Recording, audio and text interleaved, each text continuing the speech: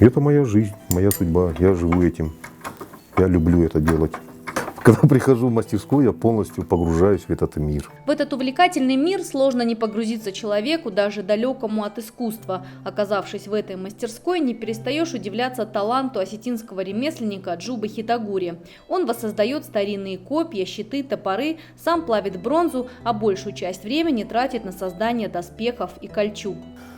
Берется трос, распускается, затем выпрямляется, затем накручивается на специальный вот такой станочек, сейчас покажу.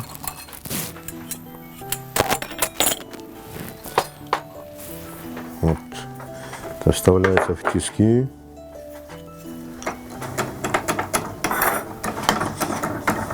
Сейчас все секреты вам расскажу. Вот так вставляется. Сюда проволоку вставляешь и крутишь. Потом нарезается или кусачками, или, ну, я обычно болгаркой грешу.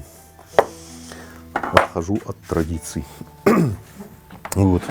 Потом каждое колечко отбивается, отковывается. Процесс создания кольчуги очень кропотливый. Не каждый ремесленник может похвастаться железным терпением в такой работе. А вот наш мастер может часами сидеть и плести колечко к колечку. На одну кольчугу, которая весит более 15 килограмм, уходит несколько тысяч вот таких колец. Ну, для меня это удовольствие, я медитирую. Я могу часами сидеть и спокойно работать. Крепкая. И так идет, собирается кольчужка. И так тысячи и тысячи колечек. Помимо металла, Джуба использует натуральную кожу. Из нее он уже изготавливает доспехи с бронзовыми вставками или снаряжение для амазонок, которые часто используют во время исторических фотосессий. Вот такая оригинальная вещь есть. Тоже элементы доспеха амазонки. Это на грудь одевается. А сзади прикрепляются крылья. Вот. Тоже здесь бронзовое плетение. Колечки бронзовые, чешуйки бронзовые. Это все вот это литье. Вот это тоже литье.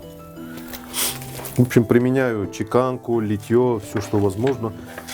Еще одна слабость мастера – это холодное оружие. Из раскаленной стали или бронзы рождаются настоящие произведения искусства, воссозданные по старинному образу. Это вот скифский акинак. Бронза, литье, сам отливал. Клинок мне болванку подарили друзья, и я ее обработал. Насечка вот эта латунная, змеюка. Боевой меч. Акинак – это скифский короткий меч или длинный кинжал. Для воинов это было не просто оружие, а выражение определенного статуса. Первые акинаки появились еще в 7 столетии до нашей эры и были даже каменными. Но со временем искусство их изготовления совершенствовалось. Акинаки изготавливали из стали и даже золота. Их украшали сценами боев.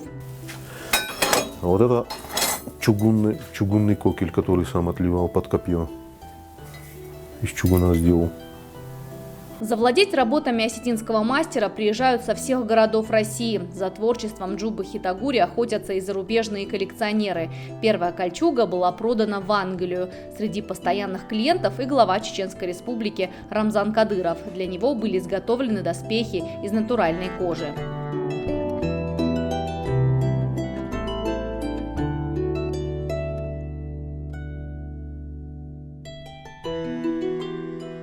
Любой предмет возьмите, который руками кузнец создавал, особенно если это старинное, какая энергетика, какое это чудо, какая-то красота, живой материал.